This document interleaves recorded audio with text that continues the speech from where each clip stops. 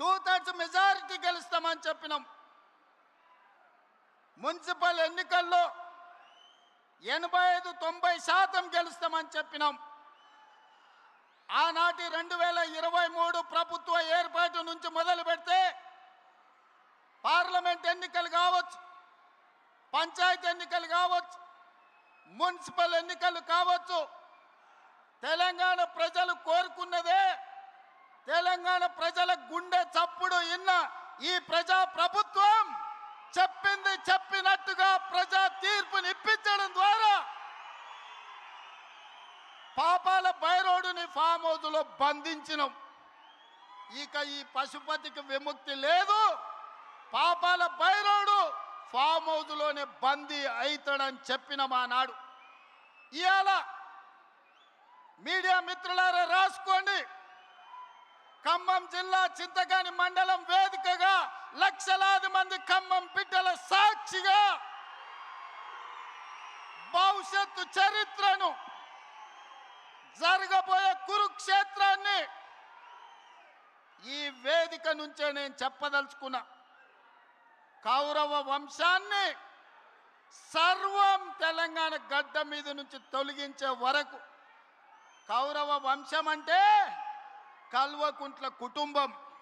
ఈ కల్వకుంట్ల కుటుంబాన్ని తెలంగాణ గడ్డ మీద రాజకీయ ముఖ చిత్రం నుంచి పాతాళానికి తొక్కే వరకు కాంగ్రెస్ పార్టీ కార్యకర్తలు విశ్రమించరు, ఒక్క క్షణము రెస్ట్ తీసుకోరు అని నేను మాట ఇస్తున్నా.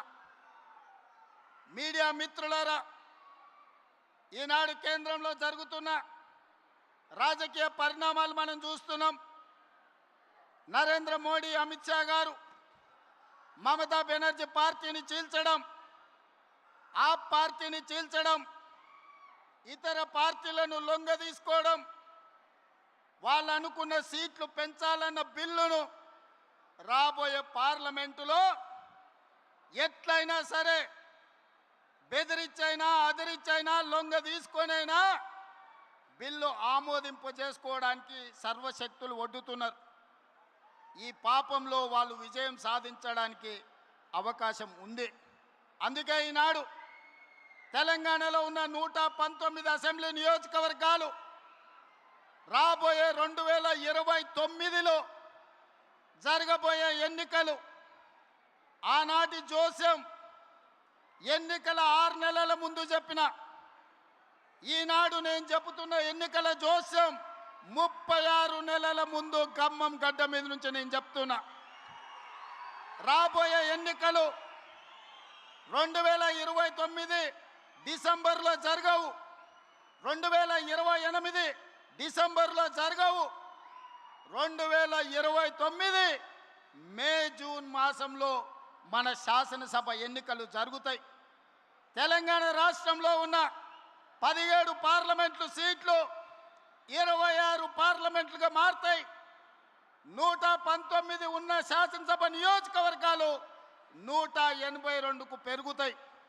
ఈరోజు చెప్తున్నా, 182 శాసనసభ నియోజకవర్గాలలో 117 సీట్ల పైన గెలిచి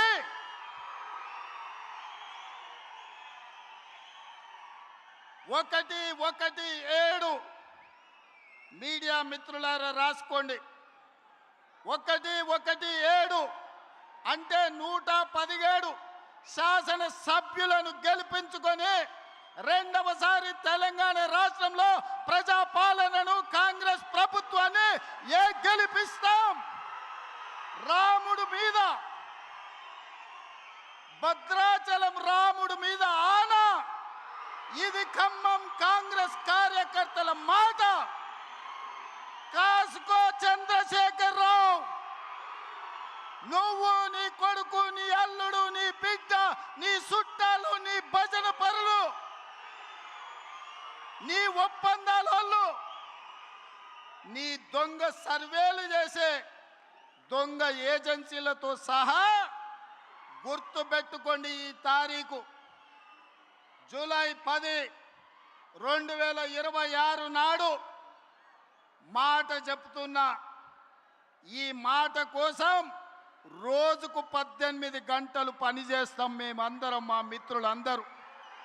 ఒక్క క్షణం కూడా అలుపెరగము, ఆలస్యం చేయము.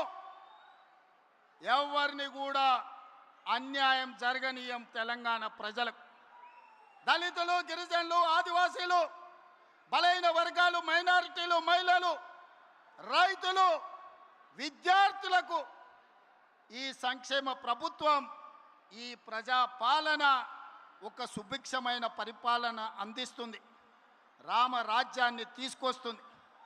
ఆనాడు మీ అందరికీ తెలుసు, వరేసుకుంటే ఉరేసుకున్నట్టే అని చంద్రశేఖరరావు అన్నాడు. ఈనాడు ఉత్తమ్ కుమార్ రెడ్డి గారు, బట్టి విక్రమార్క గారు, తుమ్మల నాగేశ్వరరావు గారు వరేసుకుంటే 500 రూపాయల బోనస్ ఇచ్చి చివరి గింజ వరకు కొంటాం. దేశంలోనే తెలంగాణ రాష్ట్రాన్ని ఆదర్శంగా నిలబెడతామని చెప్పిండ్రు. ఇవాళ సన్న బియ్యమే కోట్లాది మంది ప్రజలకు బుక్కెడు బువ్వ పెట్టే కార్యక్రమం జరుగుతుంది.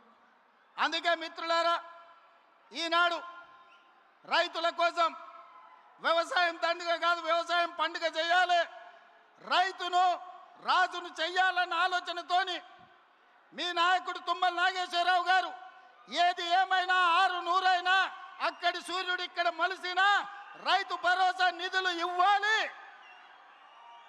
మీరు సహకరించాలని నన్ను బట్టి గారిని అడగడం జరిగింది. అందుకే పోయిన సంవత్సరం జూన్లో 9 రోజుల్లో 9,000 కోట్లు రైతు భరోసా మీ ఖాతాలో వేయడం జరిగింది. ఈ సంవత్సరం కూడా ఇదే ఖమ్మం మధుర నుంచి 30 తారీఖు నాడు జూను రైతు భరోసా ఖాతాలో నిధులు వెయ్యాలి అంటే ఆనాడు మీ అభిమానానికి వర్ణ దేవుడు కూడా ప్రసన్నమై మనకు వర్షం కురిపించడంతో ఇక్కడ ఈ ప్రాంగణంలో సభ పెట్టుకోలే. కానీ నిధుల బదిలీ వాయిదా వేయలే.